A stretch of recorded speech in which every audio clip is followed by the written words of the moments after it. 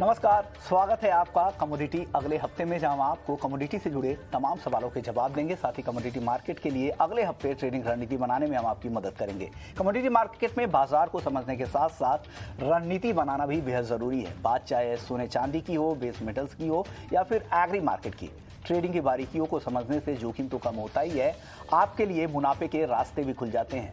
इस हफ्ते कमोडिटी बाजार के अनुभव के आधार पर अगले हफ्ते की शानदार ट्रेडिंग की रणनीति बनाने में हमारे एक्सपर्ट्स आपकी पूरी मदद करेंगे। तो चलिए सबसे पहले आपको अपने मेहमानों से परिचय करवा दें। रविंद्र राव हैं हमारे साथ, वीपी हेड कमोडिटी रिसर्च। हमारे साथ दीपेन शाह है स्टेवैन.com के, जीपी शर्मा है स्काईमेट से, और जाने माने एग्री एक्सपर्ट और कमोडिटी गुरु जी चंद्रशेखर जी हमारे साथ स्टूडियो में। आप चारों मेहमानों का ईटी नाउ स्वदेश पर स्वागत है। लेकिन शो की शुरुआत होगी आज मॉनसून की चाल से, क्योंकि मॉनसून का पूरा सीजन अब खत्म हो गया है। हालांकि पूरी तरह से वापसी में वक्त भले ही लग जाए, लेकिन 1 जून से 30 सितंबर का जो सीजन होता है, जहां पर मॉनसून का 75% बारिश इस दौरान ही होती है। तो कैसा रहा ये पूरा सीजन, बात करने के लिए हमारे साथ जीपी शर्मा साहब हैं। शर्मा जी, किन इलाकों में सबसे अच्छी बारिश हुई, किन राज्यों में, और कहां कम बारिश हुई, और ओवरऑल किस तरह की बारिश हुई पूरे सीजन में? देखिए, मैं ये कवर ज़रूर करूंगा जो आपने पूछा, लेकिन मॉनसून के हिसाब से कुछ ऐसे क्षेत्र हैं जिसमें वर्षा की बहुत ज़्यादा ज़रूरत होती है।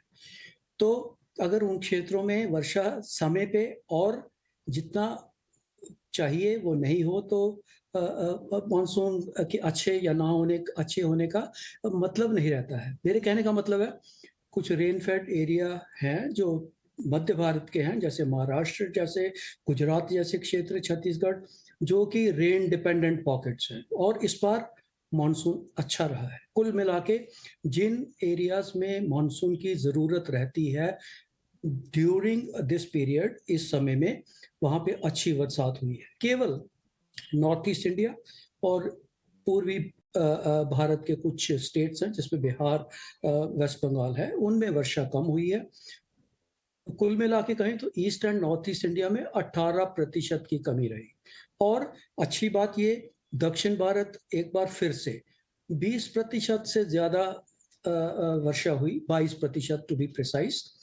मध्य भारत में भी अच्छी वर्षा हुई है, सामान्य से ज्यादा वर्षा हुई है, सामान्य से लगभग 19% ज्यादा है, जो कि बहुत बड़ा आंकड़ा है। और इसी तरह उत्तर भारत में भी नॉर्मल वर्षा, सामान्य से केवल 1% ज्यादा। तो कुल मिला के मानसून अच्छा रहा है, स्प्रेड अच्छा रहा है, डिस्ट्रीब्यूशन अच्छी रही है, टाइमिंग भी करीब करीब अच्छे रहे हैं। हालांकि मानसून की चाल में ऐसा तो हमेशा देखा जाता है कि कभी बहुत तेज हो जाता है, कभी स्लो हो जाता है। सुस्त चाल के चलते जून के महीने में मानसून की परफॉर्मेंस अबव नॉर्मल स्टेटस पे बंद हो, 106% है लॉन्ग पीरियड एवरेज का, जिस पे मानसून बंद हुआ है। ये एक अच्छी खबर है जी। यानी मानसून के लिहाज से ओवरऑल तो अच्छी खबर है। लेकिन हमारे साथ जाने माने एग्री एक्सपर्ट्स भी हमारे साथ स्टूडियो में हैं, जी चंद्रशेखर जी। सर, क्या लग रहा है आपके हिसाब से, जैसा 6% पूरे सीजन में ज़्यादा बारिश हुई है, क्या इतना बेहतर है, या जिस तरह की उतार चढ़ाव भरा पूरा सीजन रहा और कुछ एग्री बेल्ट खास करके यूपी, बिहार, पश्चिम बंगाल जैसे राज्यों में बारिश की दिक्कतें थी, और अंतिम समय में जब हार्वेस्टिंग के सीजन के आसपास यहाँ पर बारिश की रफ्तार तेज हुई, तो ऐसे में कितनी दिक्कत है? आपको लग रहा है इसका सीधा असर यील्ड पर होने वाला है? ऐसा है कि जो मॉनसून का फोरकास्ट आता है आईएमडी से और ऑफ कोर्स प्राइवेट एजेंसी से, वो ओवरऑल क्वांटम ऑफ रेनफॉल के बारे में फोरकास्ट करते हैं। मगर खास इम्पॉर्टेंट चीज़ ये है, मैं कहता हूँ temporal and spatial distribution of rainfall. इसका वितरण कैसे होता है जून, जुलाई, अगस्त, सितंबर, 4 महीने में और देश भर। तो इस वितरण में इस साल में कोई एक बहुत अच्छा वितरण है ऐसा मैं कह नहीं पाऊंगा, क्योंकि जून महीने में लगभग 25 दिन बरसात बहुत ही कम हुआ था। जुलाई और अगस्त में तो ऑफ कोर्स कॉम्पनसेशन हमें मिल गया है। सितंबर में भी बरसात अच्छा हुआ है। मगर आप क्षेत्र देखिए ज्योग्राफिकली, जो पूर्व भारत है, ईस्टर्न इंडिया, जैसे आपने बताया वो टेबल में, कि लगभग सूखा जैसा हालात है वहाँ, -20% 30% का जो शॉर्टफॉल है बारिश का, जिसका असर हमें खरीफ फसल का ऊपर दिखाई देता है। तो ओवरऑल हम पॉजिटिव टेरिटरी में है as a national on a national basis 30 सितंबर को, मगर उसका वितरण यानी हम इसका ब्रेकअप हम देखेंगे तो I am not very happy. और इससे ज़रा अच्छा हमारा monsoon should have behaved better, मगर हमारा कोई कंट्रोल नहीं है उसका ऊपर, तो we have to accept it. Okay, यानी नॉर्थ और नॉर्थ के ईस्ट के कुछ जो राज्य हैं, खास करके यूपी, पश्चिम बंगाल, बिहार, झारखंड, यहाँ पर बारिश की जो दिक्कतें थी, और जब बारिश आई भी तो सितंबर के महीने में, सितंबर की शुरुआत में, जीपी शर्मा साहब अब आपसे मेरा अगला सवाल होगा, सितंबर की शुरुआत में मुझे याद है यूपी का जो डेफिसिट था वो 48% के आसपास हुआ करता था, 40% के आसपास का डेफिसिट बिहार में था, 30%, 25 से 30% के आसपास का डेफिसिट बंगाल में था। तो सितंबर के आखिर में आकर जो ये बारिश की रफ्तार जो तेज हुई है, इससे क्या यील्ड पर असर होता है? खेती के लिहाज से इस तरह की बारिश कितना नुकसान देती है? देखिए, उत्तर प्रदेश में एक समय जो डेफिसिट था 50% से भी ज्यादा था, half way through the monsoon. उसके बाद तक भी इवन अगस्त के मिड तक बहुत थोड़े खराब ही हालात में कहूँगा उस क्षेत्र में, विशेषकर जो पूर्वी उत्तर प्रदेश और पश्चिमी उत्तर प्रदेश दोनों इनमें, और विशेषकर पूर्वी उत्तर प्रदेश जो कि बिहार से सटे क्षेत्र थे, बहुत ही ज्यादा वर्षा की कमी थी, 50% से ज्यादा। और बिहार में भी कहूँगा उसमें भी हालात अच्छे नहीं थे। केवल ये जैसे आपने बताया कि एक स्पेल अच्छा अगस्त में भी हुआ था जिसके कारण थोड़ी सी भरपाई हो पाई, और दूसरा अभी सितंबर के महीने में जो वर्षा हुई है और विशेषकर जो सेकंड हाफ में हुई है उसके कारण थोड़ी सी स्थिति सुधरी है। लेकिन जहां तक फसलों का सवाल है, मैंने पहले भी कहा था, जहां जहां वर्षा चाहिए और जिस समय चाहिए वो ज्यादा मायने रखता है कि देन इस पॉइंट के कि कितनी बारिश हो गई। तो उन जगहों पे उस वक्त वर्षा नहीं हुई जबकि इनकी सख्त जरूरत थी। एग्री बाउल, अगर आप चावल का जो क्षेत्र कहें, पैडी बाउल, वो वही है जो वेस्ट बंगाल, झारखंड, बिहार, इवन उत्तर प्रदेश, उन क्षेत्रों में वर्षा की बहुत कमी रही, लेकिन हालात सूखे जैसे रहे। तो डैमेज तो जरूर हुआ, और जब इतनी लेट वर्षा अगर आएगी उसकी भरपाई होना, मैं तो कह रहा हूँ करीब करीब नामुमकिन होगा। वो नुकसान तो जरूर हुआ होगा, लेकिन हाँ, कुछ रिसोर्सेज ऐसे हैं कि जो इस वक्त भी बारिश हो जाती है तो आपकी जो वाटर बॉडीज हैं, रिजर्वॉयर्स हैं, जो पानी का स्तर है जमीन के नीचे, वो बढ़ जाएगा, जो कि अगली फसल के लिए, जब से कम खरीफ अगर खराब हो गई है तो अगली रबी की फसल के लिए उससे थोड़ा सा उससे फायदा जरूर हो सकता है, लेकिन जो नुकसान खरीफ का हुआ होगा उसकी भरपाई मुश्किल है। जी, यानी बेमौसम जो बारिश होती है या जो एक्सटेंडेड बारिश होती है उससे एक फायदा होता है, जब रबी की सीजन के लिए आपको नमी मिल जाती है, मॉइस्चर मिल जाता है, लेकिन इस सीजन में हार्वेस्टिंग का टाइम होता है तो यील्ड पर काफ़ी असर होता है। जो खड़ी फसल है, तैयार फसलों पर इसका नुकसान भी होता है, और जब समय पर पानी चाहिए उस समय अगर आप ना मिले तो भी यील्ड पर काफ़ी असर होता है। अब शर्मा जी, अब आपसे मेरा एक सवाल होगा लानीना को लेकर। लानीना को लेकर आपने कहा था, मुझे याद है पिछली बार, कि पूरे सीजन करीब करीब ये एक्टिव रहेगा। अब क्या अनुमान है इंडिया में लानीना को लेकर, क्या स्थिति है अब? लानीना की प्रोजेक्शन जो मानसून के शुरुआत में थी, हालांकि उसके हिसाब से चला नहीं वो। उसके हिसाब में ये था कि जैसे जैसे मानसून आगे बढ़ेगा और विशेषकर सितंबर के महीने तक आते आते वो न्यूट्रल कंडीशन में पहुंच जाएगा, और उसके बाद लानीना की स्थिति नहीं रहेगी। धीरे धीरे हम हो सकता है न्यूट्रल, और जब फॉल ऑफ द ईयर होगा तो उससे भी कम होगा, लेकिन ऐसा हुआ नहीं। लानीना लगातार बना रहा है। आज के दिन की बात करें, अभी भी बिल्कुल बिल्कुल वो एक अच्छी स्थिति में है, अबव नॉर्मल कंडीशंस है लानीना की, और अनुमान जो अभी है वो लगभग इस साल के अंत तक उसके ऐसे ही बने रहने की संभावना है। 60% से ज्यादा चांसेस हैं उसके कि वो इसी स्टेट में रहेगा, ज्यादा चांस बनेंगे उसके।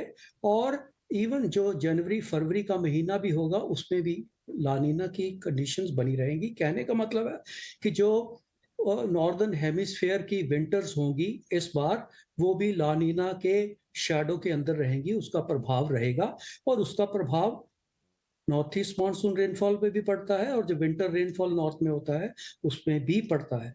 तो इसी के चलते ही मानसून की स्थिति भी लगभग अच्छी रही है। 106% अबव नॉर्मल मानसून एक बहुत अच्छा है और लगभग चौथे लगातार साल में हमें नॉर्मल या अबव नॉर्मल, पिछले साल नॉर्मल था 99% पर, और उससे पिछले 2 साल तो आपको मालूम है 110%, 109% और एक चौथा लगातार साल ऐसा है जिसमें आंकड़ों के हिसाब से एक अच्छा मानसून हुआ है, अबव नॉर्मल मानसून हुआ है। ओके, जी। यानी 2022 में तो अच्छी बारिश हुई है, उसके पहले जो 3 साल थे 2021 में 99% एलपीए का, 2020 में 109% और 2019 की बात करें तो यहाँ पर 110% भी बारिश हुई थी। और इस साल भी देखिए लानीना जिस तरह से एक्टिव है, इनको लग रहा है कि ये विंटर तक भी जाएगा, एक्टिव ही रहने वाला है, तो उसका असर आगे भी दिखेगा, मानसून अच्छी रह सकती है। शुक्रिया शर्मा जी, आपने वक्त निकाला हमारे लिए और पूरे मानसून की एनालिसिस की, किस तरह का मानसून रहा है और आगे किस तरह की स्थिति रह सकती है। चलिए वापस से लौटते, कई खबरों को हमें आज इसमें शामिल करना है। अब अगली खबर हम लेते हैं कॉफ़ी फ्यूचर्स की, जिसकी शुरुआत आज से एनसीडीएक्स पर दोबारा रीलॉन्च के तौर पर हो गया है। क्या रविंद्र जी, क्या लग रहा है जी, किस तरह के, क्या एक बूस्टर के तौर पर कॉफ़ी फ्यूचर्स एनसीडीएक्स के लिए काम करेगा? क्या आप क्या उम्मीद कर रहे हैं इस फ्यूचर्स मार्केट से? कॉफी फ्यूचर्स, कॉफी का अगर इंटरनेशनली देखें तो इंटरनेशनली काफ़ी वेल ट्रेडेड कमोडिटी है और एनसीडीएक्स में काफ़ी हमने काफ़ी कुछ नया प्रोडक्ट आते हुए देखा है एंड आई थिंक कॉफ़ी एक नया प्रोडक्ट है, तो मेरे हिसाब से पार्टिसिपेशन होना चाहिए इसमें और हम लोग भी we are also telling our clients to participate in this. तो आई थिंक एक नया प्रोडक्ट है और एनसीडीएक्स के लिए आई थिंक एक आई वुड से एक जोरदार शुरुआत होनी चाहिए क्योंकि बहुत होप्स है अभी कॉफ़ी के साथ, क्योंकि हमने देखा है कि एनसीडीएक्स में काफ़ी वॉल्यूम्स थोड़े से कम हुए हैं and I think this might prop up some of the lost volumes, तो मेरे हिसाब से पार्टिसिपेशन अच्छा होना चाहिए कॉफ़ी में। ओके, दीपेन, आपसे अब मेरा अगला सवाल होगा, जिस तरह के कॉफ़ी को लेकर ट्रिगर हैं, हम भारत 6-7वें नंबर पे रहता भी है उत्पादन को लेकर और इस साल तेज़ी के ज़्यादा फंडामेंटल्स आ रहे हैं और 2022-23 में लग रहा है कि इस बार उत्पादन भी बहुत ज़्यादा नहीं रहेगा। वियतनाम जो दुनिया के बड़े रोबस्टा कॉफ़ी के उत्पादक में सबसे बड़ा उत्पादक है, वहाँ उत्पादन को लेकर चिंता है। ब्राज़ील में इन्वेंट्री इस साल रिकॉर्ड निचले स्तर पर, तो तमाम ऐसे फैक्टर्स हैं जो तेज़ी के ट्रिगर है। आपको क्या लग रहा है, कॉफ़ी फ्यूचर्स क्या यहाँ पर काम करेगा और किस तरह की उम्मीद आप प्राइसेस को लेकर, प्राइस आउटलुक क्या है आपका? देखिए, सबसे पहले शो पे बुलाने के लिए धन्यवाद। आपने राइटली कहा कि कॉफी के प्राइसेस में आगे जाके तेजी की उम्मीद लग रही है और ये जो नए कॉन्ट्रैक्ट स्टार्ट हुए हैं वो काफी अच्छा कदम है, लेकिन with a pinch of salt लेने चाहिए। बिकॉज अगर हकीकत में कॉफी के प्राइसेस अगले 6 महीने में 8 महीने में अगर बढ़ जाते हैं तो कल फिर से मांग नहीं उठनी चाहिए कि एनसीडीएक्स पे कॉफी के कॉन्ट्रैक्ट को बंद कर दिया जाए, बिकॉज प्राइसेस में बढ़ोतरी हो चुकी है और फ्यूचर्स कॉन्ट्रैक्ट रिस्पॉन्सिबल है। हमने देखा है कि काफी समय से कितने कॉन्ट्रैक्ट ही आते हैं और कितने कॉन्ट्रैक्ट अचानक एक पलक झपकते ही डिलिस्ट हो जाते हैं या कॉन्ट्रैक्ट में पोजीशन बंद की जाती है। इससे जो भी ट्रेडर्स होते हैं उनका विश्वास काफी घटता है, तो नए कॉन्ट्रैक्ट्स आते हैं, नए कमोडिटीज इंट्रोड्यूस होती है, उसका स्वागत है उनका और ये सराहनीय कदम है। लेकिन कल उठ के ये भी नहीं होना चाहिए कि कभी भी वो कॉन्ट्रैक्ट अचानक ही ट्रेडिंग से बंद हो जाने चाहिए। आपके सामने भरपूर एग्जांपल्स है कैसे हुआ है और जो भी प्राइसेस बढ़ते हैं उसका पूरा ही ठिकरा है फ्यूचर कॉन्ट्रैक्ट पे नहीं फूटता। क्योंकि जिस तरह से वायदा लिस्ट और डिलिस्ट कमोडिटी में होते हैं, इससे सेंटीमेंट पर काफ़ी असर होता है। हालांकि ये बहुत ज़्यादा सेंसिटिव नहीं है और सरकार के, गवर्नमेंट के भी रडार पर रहने वाली कम्युनिटी नहीं है, तो काफ़ी स्ट्रैटेजी के साथ एनसीडीएक्स ने इसे रीलॉन्च किया है। चंद्रशेखर सर, आप क्या कहेंगे इस पर? क्या ये एनसीडीएक्स में जो गिरते हुए वॉल्यूम में जान भर सकता है क्या एक्सचेंज के लिए? ये इसमें 3 बात है मैं कहना चाहता हूँ। एक, कॉफ़ी फ्यूचर्स जो हमारा देश में है ये पहला बार नहीं हुआ है। 15-16 साल पहले 2005 और 6 और 7 मुझे अभी याद नहीं है जी, बिल्कुल हमने लॉन्च किया था कॉफ़ी फ्यूचर्स।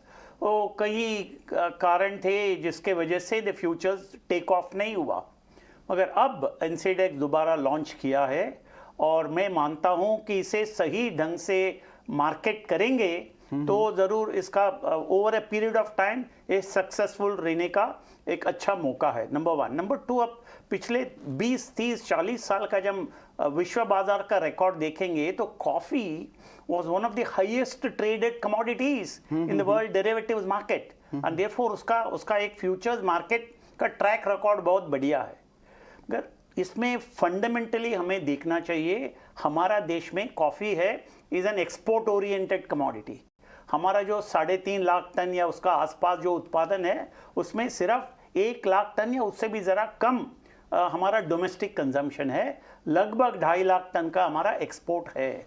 तो इसके वजह से ये जो हमारा डोमेस्टिक मार्केट है उसे हमें मजबूत बनाना है। और एक कॉफ़ी एक्सपोर्ट में जो होता है, currency factor also comes into play. Therefore इसमें सिर्फ डेरिवेटिव्स मार्केट के ऊपर ध्यान न देते हुए सरकार को, एक्सचेंजेस को, बाकी मार्केट पार्टिसिपेंट्स को फिजिकल मार्केट का और भी ध्यान देना चाहिए। और काफ़ी अवेयरनेस, एजुकेशन, ट्रेनिंग, ये सब इसका प्रोग्राम करना चाहिए, क्योंकि जो कॉफ़ी प्रोड्यूसर्स है, उत्पादक है, they are all mostly small growers, small producers, and therefore मैं मानता हूं कि अवेयरनेस एंड ट्रेनिंग प्रोग्राम इसका एक अहम भूमिका रहेगा। तीसरा point, if you don't mind, सरकार, this coffee is not an essential commodity, and therefore coffee का जो भी भाव में उतार चढ़ाव रहेगा, उसका पॉलिसी का ऊपर या डेरिवेटिव्स मार्केट का ऊपर सरकार के ओर से कोई इंटरवेंशन नहीं होना चाहिए, और शायद नहीं होगा, ऐसा मैं मानता हूँ। ओके सर, अब अगला सवाल इसी से होगा। जैसा आपने कहा कि अवेयरनेस और बढ़ाने की ज़रूरत है, नॉलेज बढ़ाने की ज़रूरत है, ताकि ज़्यादा से ज़्यादा मार्केट की डेप्थ बढ़े और नॉलेज भी बढ़े। अब एफपीआईज़ की एंट्री आपको लग रहा है आसान होगा नॉन एग्री सेगमेंट के लिए, क्योंकि ऑलरेडी इंटरनेशनल मार्केट में ये सारे कमोडिटी वहाँ पर ट्रेड हो रहे हैं। तो ऐसी कौन सी ग्रोथ स्टोरी यहाँ पर उनको दिखेगी जो एफपीआईज़ यहाँ पर आकर ट्रेड करेंगे इन्हीं कमोडिटी में? अब मुझसे पूछते हो? जी जी, हाँ बिल्कुल बिल्कुल। आई थिंक हमारा इसमें कोई दो राय नहीं हो सकता है कि हमारा नॉन एग्री कमोडिटी का जो मार्केट है काफ़ी मजबूत होते जा रहा है। आप क्रूड ऑयल हो या नेचुरल गैस हो या गोल्ड हो, सिल्वर हो, all these non agree commodities का हमारा टर्नओवर अभी भी अच्छा है और बढ़ सकता है, उसमें कोई दो राय नहीं है, कोई शक नहीं है। मगर फॉरेन पार्टिसिपेंट्स, फॉरेन इन्वेस्टर्स आएंगे तो इसको और भी लिक्विडिटी बढ़ेगा इस मार्केट में, और इसके वजह से हमारा और भी अच्छा, और भी ज़्यादा और अच्छा प्राइस डिस्कवरी मैकेनिज्म रहेगा। और I see it as a very positive step market के लिए।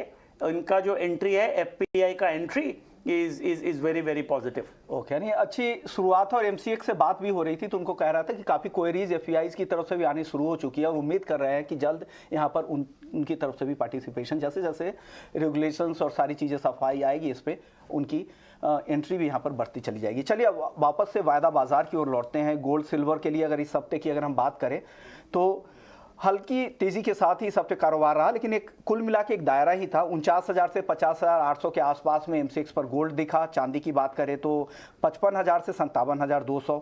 अब कई सारे ऐसे दर्शक हैं जिनको लग रहा है कि अब अगले हफ्ते किस तरह से ट्रेडिंग करनी चाहिए। क्या लग रहा है रविंद्र जी, अगले हफ्ते गोल्ड और सिल्वर किस तरह आपको लग रहा है और क्या करना चाहिए? एक अनुज गुप्ता है झांसी से, उनका सवाल था कि गोल्ड में अगले हफ्ते क्या होगा, क्या करना चाहिए, किस तरह से ट्रेडिंग करना चाहिए, और चांदी में किस तरह की ट्रेडिंग रणनीति बनाने की आप सलाह दे रहे हैं, दोनों ही काउंटर में? विश्वमोहन जी, मेरे हिसाब से देखिए हमें दो चीज देखनी पड़ेगी। एक, लास्ट वीक में जो डॉलर इंडेक्स का मूव था दैट वाज वेरी स्कैरी। हमने 110 111 को पार करते हुए 113-14 तक के लेवल्स देखे थे। इस वीक में स्टार्ट बहुत अच्छी हुई थी, it went up till close to 115, लेकिन उसके बाद हमने एक शार्प फॉल देखा है। कल के सेशन में काफी गिरा था डॉलर इंडेक्स, और आज भी वो कंटिन्यू है। Thanks to Bank of England का जो करेंसी स्टेबलाइजेशन के लिए जो स्टेप आया, आई थिंक वो थोड़ा सा सारे ही जो यूरो करेंसीज है उसे थोड़ा सपोर्ट किया है, और डॉलर इंडेक्स में हमने एक फॉल देखा and that has supported gold silver both. अगर आज के सेशन में देखें तो इनफैक्ट कल के सेशन से ही बढ़ने शुरू हुआ था। तो मेरे हिसाब से अगले वीक में गोल्ड सिल्वर दोनों ही थोड़े से पॉजिटिव मोमेंटम में कंटिन्यू रहने चाहिए, प्रोवाइडेड वीकली क्लोज जो है वो थोड़ा सा नेगेटिव आता है फ्रॉम डॉलर इंडेक्स। तो मेरे हिसाब से एक कहीं ना कहीं एक बॉटम दिख रहा है गोल्ड में। Yes, we were expecting somewhere close to $1,600 spot में, लेकिन 1600 के पास आके वहां से रिवर्स हुआ है प्राइजेस। लेकिन गोल्ड में अभी भी थोड़ा सा आई वुड से कि 1670 1680 इंटरनेशनल में क्लोज होना बहुत जरूरी है। अगर उसके ऊपर निकल जाता है तो फिर I think we are headed towards somewhere around $1730 $1740। और MCX की बात करें तो MCX में 50,800 से 51,000 तक के लेवल्स दिख सकते हैं। सिमिलरली सिल्वर को अगर देखें, सिल्वर में मैं थोड़ा ज्यादा बुलिश हूँ, क्योंकि अगर आप पिछला एक महीने का सिल्वर का मोमेंटम देखें तो इट हैज आउटप्लेड गोल्ड, और सिल्वर में हम लोअर लेवल्स पे अच्छे बाइंग आते हुए देख रहे हैं, और आज भी एक काइंड ऑफ प्राइस एक्शन में एक ब्रेकआउट है, और पॉसिबिलिटी है कि चांदी के प्राइसेस 61,000 से लेके 61,500 तक जा सकते हैं। तो मेरा टॉप पिक गोल्ड सिल्वर, अगर दोनों में से एक चूज करना होगा तो आई वुड चूज सिल्वर। से यहाँ से 500,000 रुपए पे करेक्ट होता है तो मेरे हिसाब से बाइंग करना चाहिए। 59,000 का इमीडिएट टारगेट होगा, और उसके ऊपर 61,000 से 61,500 तक जा सकता है, और 55,000 के आसपास एक बार स्टॉप लॉस मेंटेन कर सकते हैं 55,500 का, और इसमें बाइंग करना सजेस्टेबल होगा, और इवन गोल्ड में बाइंग में रह सकते हैं, बट सिल्वर में ज्यादा कन्विक्शन है। अगले दर्शक हमारे साथ आर्यू पटेल है अहमदाबाद से। कॉपर इन्होंने 645 पे शॉर्ट कर रखा है और सिल्वर 55,950 रुपए पे लॉन्ग कर रखा है। दीपेन, क्या करना चाहिए इन दोनों ही काउंटर में, कॉपर में और चांदी में? चांदी लॉन्ग है, कॉपर शॉर्ट है। देखिए, शॉर्ट पोजीशन से निकल जाइए, बिकॉज हमारा मानना ऐसा था कि 620 से 580 के बीच में कहीं भी बॉटम बन सकता है। तो आपके रिस्क रिवॉर्ड रेशियो शॉर्ट के फेवर में नहीं है, और मार्केट थोड़ा पुल बैक के मोड में है।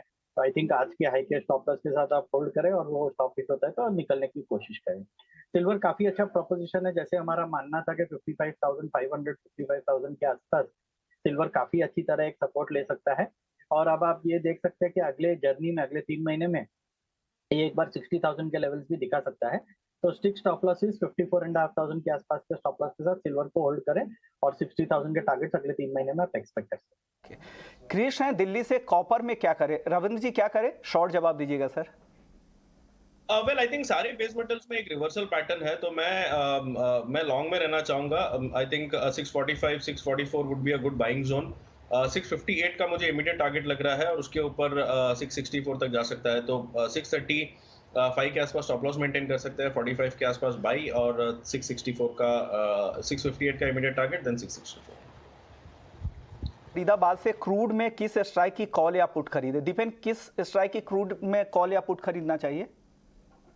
देखिए, 6,800 की पुट पे ध्यान दीजिए, अभी लगभग 396 के आसपास चल रहा है। ये अगर आपको 350 320 के आसपास मिलता है तो वहां पे आप बाई करने की कोशिश करें। राकेश सिंगल है, कॉटन में अक्टूबर नवंबर में क्या होगा? क्या लग रहा है चंद्रशेखर सर, अक्टूबर नवंबर में क्या होने वाला? हालांकि अराइवल सीजन होगा, वहां पर तो दाम आप पहले ही कह चुके हैं कम होंगे। क्या लग रहा है, काफी भाव भी कम हो चुके हैं कॉटन के? हाँ बिल्कुल, भाव कम होना ही है, क्योंकि अराइवल प्रेशर रहेगा। विश्व बाजार में भी कम हो चुका है, करीबन 85 सेंट पर पाउंड हुआ है। क्योंकि मैं हर रोज भाव देखता नहीं, but I know direction is very clear कि cotton prices are under pressure. मगर ये प्रेशर मैं मानता हूँ अक्टूबर, नवंबर, दिसंबर, जनवरी तक जारी रहेगा। उसका बाद फरवरी से मैं कॉटन में ज़रा तेजी देखने का संभावना है। मगर एक बड़ा कारण है जिसके वजह से तेजी बहुत ज़ोर से नहीं आगे बढ़ेगा, वो है ग्लोबल रिसेशन। तो ग्लोबल रिसेशन अभी फर्स्ट क्वार्टर में ही उसके संकेत आने लगेंगे 2023 का फर्स्ट क्वार्टर में।